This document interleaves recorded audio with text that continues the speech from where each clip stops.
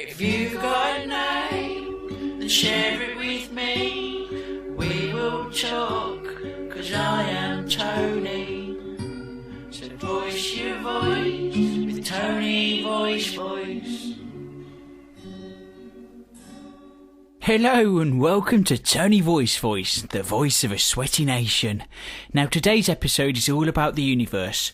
We'll be asking ourselves some of the very big questions. What is a universe? Where can I get a universe? Who's Miss Universe? Wait. Oh, Wayne, I told you to do some proper research. And what's all this? 12 pages on Universal. Do you even know what Universal do? Don't knock it, Tone. That's all Wikipedia there. It's a production company. They make films. I thought we did films last season. We're not doing films, Wayne. We're doing the universe. Yeah, and you just said the universe makes films. Universal. I'm not following your tone. As in outer space, stars, planets, black holes. Hang on, did you just say black holes? No, it's not what you think. I'm just saying. I've got a funny story on black holes. Well, we say black, but they're a bit pink on the inside. You know, like a Turkish delight. I think we can skip the anecdote this time, Wayne, but thanks anyway. Right, moving on. We'll also be contemplating the possibility of interstellar space travel. Are we alone? Will the search for extraterrestrial life benefit or bury mankind? And what can we learn from the universe? To help us answer some of these questions, we'll be joined by Doctor Pawel Stravinsky, a theoretical physicist at the University of Central England. So Wayne, what are your views on the search for alien life? Well, if you can't eat it and you can't bone it, then I'm not interested. I think you've missed the point there. I'm just saying, man, if it's pretty much what we got here, then why bother? It's to understand the origins of life, the implications it might have on things like faith and religion. Doesn't this interest you at all, Wayne, or are you more concerned about where you prod your penis? That's hardly a difficult question. Speaking of which, I watched some pretty freaky porn around Mike's yesterday. Some fellow was dressed as some big fucking tentacle thing. You know, like one of them aliens, actually. It was poking its tentacles around a load of Chinese girls. It's almost a bit distracting, but me and Mike still finished our Mexican rain dance. Opened up my eyes, Tone. And once again, thank you for sharing. How about the religious arguments then, Wayne? Does the vastness of the universe prove that there's a creator, or is science already answering some of those questions? Well, how big's this universe then? I mean, how many miles? I think it's a lot bigger than you're imagining. Scientists estimate that the universe is about 4,000 billion years old, which would of course make it 4,000 billion light years across. Hang on, you've lost me. What's it made of then? I know there's a few of them lights dotted about and that fucking moon thinking it's a big man. But other than that, it's a bit shit, isn't it? Well, space itself is essentially a vacuum. Alright, you're having me on there, Tone. You mean someone's took a Dyson up there? No, not a vacuum cleaner. Space is a vacuum. They both share the same principles. Oh, is that where the universe got the idea from then? No, the universe is much, much older than mankind. In fact, let's start at the Big Bang. Yeah, I think I've heard this. It's like some giant explosion of clouds and nebulae expanding and coalescing into the early remnants of what we know as galaxies. Inside these, giant balls of gas and other elements gather until billions of years they become planets and stars that we know today. Actually, that's pretty good. How on earth did you know all that? Oh, what? Sorry, Tone, I blanked out there. So what was that about vacuums? Never mind. Anyway, it's now time to welcome our first guest. He's a Nobel Prize winning theoretical physicist from the University of Central England.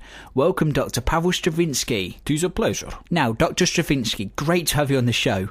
I understand you're based at the Large Hadron Collider in Switzerland. Can you tell us what you hope to find there? But of course, we are trying to recreate conditions as they were during the birth of the universe by colliding particles at near light speed. We hope that this will unlock a Pandora's box of astronomical mysteries such as parallel universes, black holes, and maybe even another Big Bang.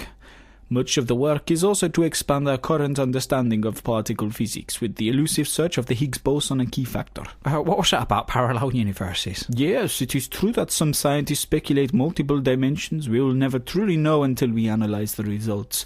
But it could be that every possibility could exist simultaneously. Oh, this is blowing my mind. You mean to say there might be a Wayne out there that's a bit kind of... Well, you know. No, I do not know. Let's just say he likes to stuff the turkey every now and again. I mean, I've got nothing against the case. I even had to go myself once. I was doing a bit of meth at a funeral, you know, taking the edge off things. Next thing you know, I'm getting sucked off by the vicar behind the altar. I could barely finish my speech. I do apologise for Wayne, Dr. Stravinsky. He has an IQ of 47. 47, huh? So technically Wayne is retarded. On what? You want to try saying that to my face, you dickhead? I would be extremely careful about exercising aggression around me. I have spent 13 years days at a Siberian labor camp. No walk in the park, believe me. Labour camp. Sounds a bit gay. We would spend 18 continuous hours of hard labor each day in the harshest conditions on earth. Believe me, there is nothing gay about it. I just did a stretch myself at Winson Green for a tax evasion.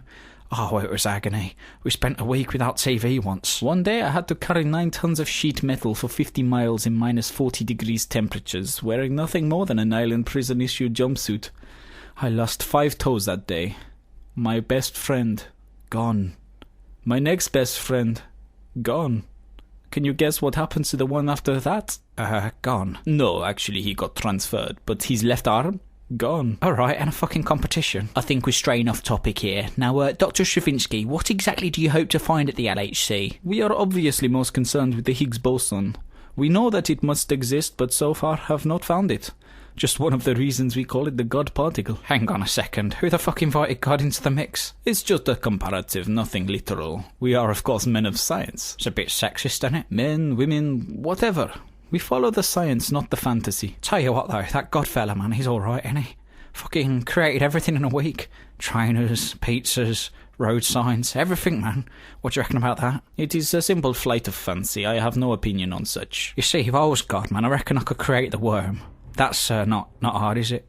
I could probably have a go at a few leaves or something as well, you know. And if I've got time, maybe throw in a few flies. But I mean, that's pushing it. Wayne, if you could get off religion for just a second, please continue, Dr. Stravinsky. Thank you. As I was saying, the search for the Higgs boson has the potential to answer one of the big questions of particle physics. What gives particles mass? Upon understanding this, we could potentially unravel some extraordinary things such as wormholes, multiverses, antimatter and so on. Did he just say wormholes? It is all, of course, science fiction at this stage, but we truly have no idea what we will find in our tests. We are, after all, recreating the conditions at the beginning of the whole universe. I ain't happy about this. Fucking space worms and multiple holes. Just let it be. But surely you must thirst for knowledge as I do. I mean, how can you not? I'm just a bit scared, like. I mean, I was happy when you lot were just chucking a few particles at each other and that, but I mean, now you tell me this. I don't want to be involved. But nobody's asking you to be. I'm just saying, if you're looking for any volunteers, keep me out of it. I shall keep this in mind. Now that that's sorted out, let's move on. Mankind has an obsessive fascination with the prospect of finding life out there. In the last 20 years, science has come heaps and bounds in locating extrasolar planets using the now famous wobble technique. What can you tell us about this, Dr. Stravinsky? Well, data from the Kepler mission estimates at least 50 billion planets in our own galaxy alone. Now consider there exist billions of galaxies in the universe. That puts the number of extrasolar planets in the trillions. Surely from that number, at least one exists which share our own planet's conditions suitable for life. We aim to locate planets of a similar size and mass to ours within a similar proximity to its host star. That produces the best possibility for the life outside of the solar system. Again, we're messing around with some dangerous voodoo right here. What if there's a planet of like giant walking sharks with lasers for eyes and knives for hands? No offence, but I don't want to be disturbing shit like that. You have raised a very good point, Wayne. Professor Hawkins actually mirrors your concerns, stating that any life out there would most likely colonize our own planet and harvest it for its own resources. We only have to look at mankind and its brutal colonization around the world to imagine this. So why bother? We are scientists, and as such follow the truth. We seek explanation in our own knowledge, and as beings of limited resources ourselves, perhaps seeking life and civilization outside our planet is needed for species to survive. I suppose you're right. I mean, if there are a few of them sexy aliens out there, I'm well up for it. You know, like in that Star Trek. Yeah, that's what I said. Some of them aliens are pretty tasty. Which planet did they come from? What do you mean? Well, if there's already a few of the aliens knocking about on the Starship Enterprise, why don't we just talk to them and save a bit of time? They are actors, Wayne, they're not real. Nah, you're having me on, Tone.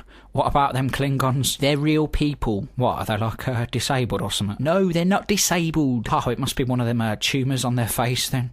I saw shit like that in the documentary once. The Real Elephant Man, it was called. Elephant my arse. He looked more like roadkill. It's special effects, Wayne. They make moulds and use lots of makeup and CGI.